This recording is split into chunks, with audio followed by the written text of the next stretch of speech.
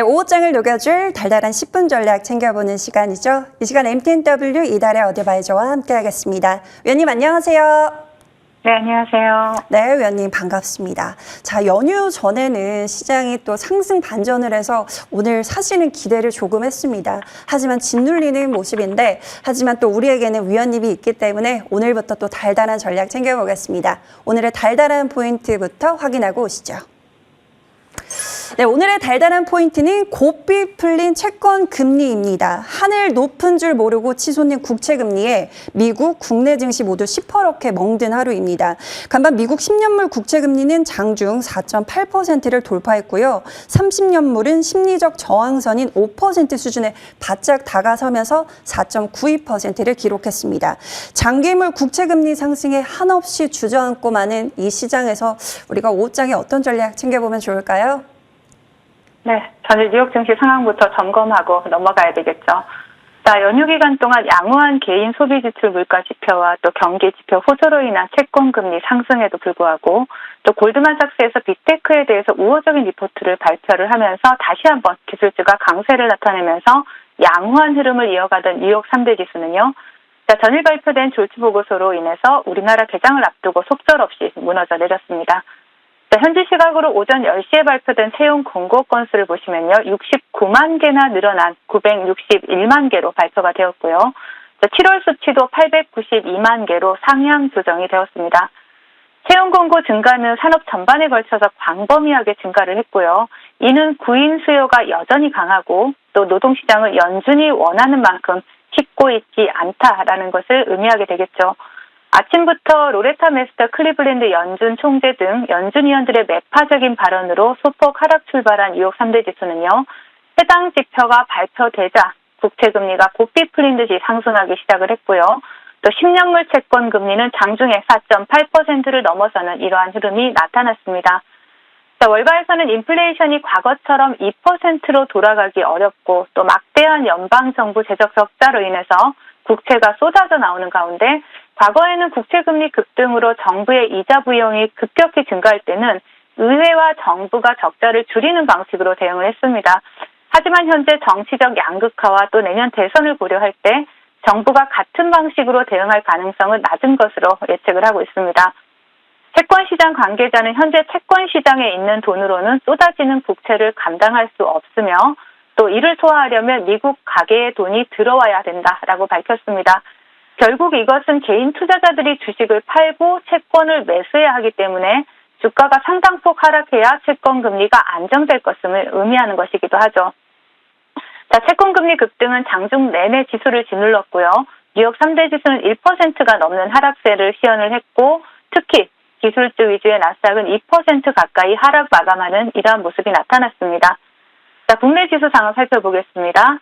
연휴 내내 무난한 흐름을 보이던 미국 증시가 하필이면 연휴 마지막 날 폭주하기 시작한 채권 시장 영향으로 인해서 큰 폭의 하락세를 시연을 하고 있습니다. 양시장 기관과 외국인의 양매도가 출회하고 있고요. 코스피에서는 기관, 코스닥에서는 외국인의 매도세가 강하게 출회가 되고 있습니다. 특정 주도 섹터가 없는 가운데 자동차와 제약 바이오 섹터가 지수 방어에 나서고 있는 모습이지만 반도체와 2차 전지 섹터의 하락을 막기에는 역부족으로 보여집니다. 2,400여 종목 가운데 200여 종목만이 상승을 하고 있을 정도로 대부분의 종목들이 하락을 하고 있고요. 또 외국인들의 수급은 SK 하이닉스와 금일 지수 방어에 나서고 있는 자동차 섹터의 기아에서 포착이 되고 있습니다. 자, 오늘장 테마 동향 살펴보도록 하겠습니다. 다음 주 한국은행이 중앙은행 디지털 화폐 청사진을 발표한다라는 소식이 전해지면서 관련주들이 강세 흐름을 나타내고 있습니다. 자, 차트를 보신다라면 로지시스가 상한가에 안착을 했고요. 그 뒤를 따라서 한네트, KCT와 같은 관련주들이 동반해서 강세 흐름을 나타내고 있습니다. 그 외 제약바이오 섹터를 보시면 위더스 제약을 보실 수가 있고요. 로봇 관련주인 TPC 글로벌을 보실 수가 있습니다. 그리고 법정 관리 이슈로 급락세가 나왔던 위니아 보실 수가 있고요. 그리고 또 대유 AP가 지금 상한가에 안착해 있고 또 대유 에이텍도 26% 상승의 흐름을 나타내고 있습니다. 대유 위니아 그룹주들이 바닥권에서 다시 한번 상승하는 모습이 나타나고 있다라고 참고만 하시면 될 것 같고요. 그리고 초전도체 관련주로 시장에 주목을 받았던 신성 델타테크가 다시 한번 두 자릿수 상승률을 보여주고 있고요. 특정 정치인 관련주로 분류되는 화천기계와 또 단일가에 들어간 CCS가 또 오늘도 두 자릿수 상승률을 기록하고 있습니다. 그리고 칩스앤미디어와 파도와 같은 일부 반도체 관련주들이 좋은 흐름을 나타내고 있지만 시장 급락 영향으로 인해서 크게 주목할 만한 테마는 형성되지 못하고 있는 상황이다라고 테마 정리를 해드리겠고요. 그리고 시장 대응 전략 드리도록 하겠습니다. 졸추 보고서의 채용 건수는 수정이 잦은 편입니다. 그리고 세부 데이터를 확인해 볼 때 새로 노동시장에 유입된 인력만 증가했을 뿐이고요. 1인당 채용 공고 건수라든지 자발적 퇴직자 수라든지 이러한 대부분의 지표들은 전월과 비슷한 수치를 유지를 했고요. 전반적인 감소 추세는 유지를 하고 있는 상황입니다. 즉 위축될 대로 위축된 이러한 시장이 다소 과민 반응을 보였다라고 해석해 볼 수 있겠는데요. 오늘 밤에 ADP 민간 고용 보고서를 시작으로 이번 주 금요일에 노동부에서 발표되는 비농업 일자리 수까지 이번 주는 계속해서 중요한 고용 지표들이 발표가 되게 됩니다. 현재 미국에서 가장 돈이 많이 몰려있는 것은 주식시장도 채권시장도 아니라 바로 MMF죠. 금리 5.3%의 1일짜리 연준 예금, 즉 예수금으로 몰려있는 상황이고요. 장기 채권금리가 5%에 육박하면서 MMF의 자금이 장기채로 이동할 것이라는 기대감에 채권금리에 대한 고점론이 확산이 되고 있습니다. 하지만 모든 돈의 흐름을 미리 예측할 수는 없겠죠. 연휴 잘 쉬고 나서 날벼락을 맞은 듯한 기분이지만 시장이 고용지표에 민감하게 반응하고 있는 만큼 이번 주에 발표되는 고용지표들은 차분히 확인하시고 대응하시는 것이 좋을 것 같습니다. 네, 앞으로 또 시장에서 확인하고 가야 할 만한 경제 지표가 많이 발표가 되는 만큼 체크하고 또 대응해 보겠습니다. 우리의 마음도 함께 멍드는 오늘인데요. 오늘 어떤 섹터를 공략해 보면 좋을까요? 확인하고 오시죠. 네, 오늘의 달달한 공략 섹터는 우크라 재건입니다. 지금 시장에서 믿을 건 역시 우크라 재건 쪽일까요? 오늘 시장 전반적인 약세에도 우크라이나 재건 관련주 일부 강세 흐름 나오고 있습니다. 앞으로 일정 모멘텀까지 기대감 어디까지 끌고 갈 수 있을지 궁금한데요. 오늘 어떤 포인트 있을까요? 네, 최근에 언론 보도에 따르면 한국수자원공사는 우크라이나 수력댐 운영기관인 UH와 또 카우카댐 등 그 수자원 시설 재건을 추진하는 태스크포스 구성에 합의했다라고 밝혔습니다.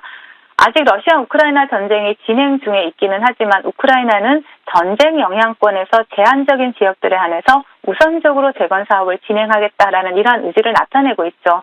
우리나라는 우크라이나 재건에 적극적으로 참여를 원하고 있는 이러한 상황입니다. 지난 9월에 한국 우크라이나 재건 협력 포럼에서 양국 정부는 키이우 교통 마스터 플랜이라든가 보리스필 공항에 대한 현대화, 또 카우카댐 재건 지원과 같은 6대 프로젝트를 발표를 했습니다. 현재 당시 발표된 6대 프로젝트 중에 댐 건설이 우선적으로 이슈가 되고 있고요. 또 향후에 6대 프로젝트와 관련된 사업 추진 본격화에 따라서 해당 사업에 참여한 국내 기업들에 대한 시장의 관심이 이어질 가능성이 높습니다. 따라서 그동안 강조드린 사우디 관련주들과 더불어서 우크라이나 재건 관련주들에 대해서도 지속적인 관심이 필요한 시점이고요. 특히 지난 폴란드 방문 시에 원희룡 국토부 장관과 동행했던 우크라이나 재건 협력단에 포함된 기업들 위주로 좀 관심이 필요하다라고 말씀을 드리겠습니다. 네, 우크라이나 재건 협력단에 포함이 된 기업 위주로 관심을 가져보자고 말씀을 해주셨는데 오늘 어떤 종목이 있을까요? 네, 바로 유신이라는 종목을 볼 수가 있습니다. 토목 전문 엔지니어링 전문 업체죠. 약 2,000조 원을 웃돌 것으로 평가되는 우크라이나 재건 사업은 제2의 마셜 플랜으로도 불리고 있죠. 동사는 18개 민간 기업과 공공기관으로 구성된 1차 우크라이나 재건 협력 대표단에 참여를 했고요. 또 동사는 재건 협력단으로 참여하고 있으면서 그 도로나 철도, 공항 이런 분야에서 스마트 건설 기술, 설계 기술을 갖추고 있습니다. 네옴시티 터널 프로젝트도 참여하고 있는 만큼 우크라이나 재건 관련주로 충분히 유시는 시세를 줄 수 있는 종목이다라고 보여지고요. 자, 차트 보시면서 말씀을 드리겠습니다. 시장이 조정이 나옴에도 불구하고 동종목은 3% 정도 시장을 이기는 그러한 흐름을 펴내고 있는데요. 자, 동종목 같은 경우에는 20일 이동평균선을 지지해주면서 상방으로 방향을 잡고 있는 모습이고요. 일단은 목표가는 최근의 고점 부근인 5만 원 제시를 해드리겠고요. 그리고 순들가는 하단에 3만 5천 원 제시를 해드리도록 하겠습니다.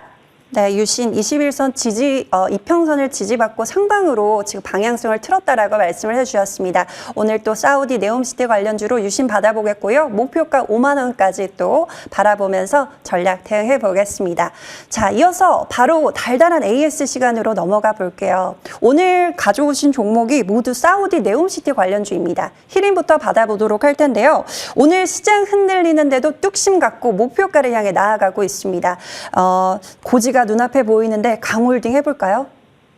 네. 히림은 조금 더 추가적인 상승이 가능하고 목표가까지 갈 수 있는 종목이기 때문에 홀딩 전략을 드려야 되겠고요. 그리고 히림 같은 경우에는 사우디 네옴시티 수혜주로 말씀을 드렸죠.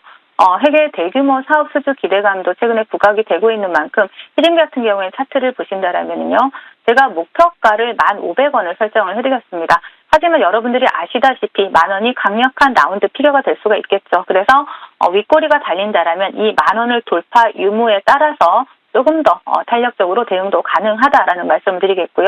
10,000원을 돌파한다라면 1,500원 목표가까지 충분히 가능한 종목이니까 일단 10,000원을 1차 저항권으로 보시면서 윗꼬리 대응하시면 좋을 것 같고요. 최근에는 시장이 윗꼬리가 굉장히 많이 달리는 시장이기 때문에 수익 줄 때 일부라도 챙겨가는 전략으로 히림도 대응하시라는 말씀 드리겠습니다. 네, 히림 같은 경우에는 10,000원 돌파 여부가 중요할 것 같습니다. 10,000원을 돌파했을 때는 목표가 1,500원까지 또 강홀딩 전략 또 끌고 가보겠습니다. 자, 이 종목도 함께 볼게요. 모아 데이터. 연휴 전에 모아 가자고 전략을 제시를 해주셨죠. 오늘 그래도 슈팅 나오면서 3,700원까지 고점을 높였습니다. 이 종목도 홀딩일까요? 네. 목표가를 항상 저항권에서 잡아드리고 있는데요. 동종목 같은 경우에도 인공지능 전문 기업이고요. 또 전방사업 다각화로 인해서 AI나 디지털 헬스케어에 대한 수요가 확대되고 있는 이러한 종목이기 때문에 모아 데이터도 차트 보시면서 말씀드리겠습니다. 사우디의 라파드 인베스트먼트와 디지털 헬스케어 MOU를 체결한 것으로 최근에 사우디 관련주로 시장에서 부각이 되고 있죠. 우리가 과거에 알고 있던 사우디 관련주, 네옴시티 관련주들 굉장히 많이 있지만 새롭게 시장의 상승 모멘텀이 이슈가 부각이 되면서 새롭게 테마에 편입된 종목들 위주로 보는 게 좋습니다. 자, 모아 데이터는 그러한 측면에서 충분히 대장주로 치고 나갈 수 있는 그런 재력도 가지고 있는 종목이라고 판단이 되고요. 목표가는 4,100원을 제시를 해드렸습니다. 하지만 최근 시장 흐름을 본다라면 동종목 같은 경우에도 4,000원을 강력한 저항권으로 보시면서 윗꼬리가 달린다라면 일부 수익 챙기고 다시 재매수 관점으로 접근이 가능한 좀 탄력적인 매매도 가능한 종목이다라고 말씀을 드리겠습니다. 시장은 윗꼬리가 많이 달리기 때문에 수익을 줄 때 일부는 수익을 챙겨가고 또 재매수 관점하면서 수익을 챙기고 또 챙기는 안정적인 매매로 이어가 보겠습니다. 자, 위원님과는 여기서 인사 나눠볼게요. 위원님 오늘 하루도 달달했습니다. 네, 감사합니다.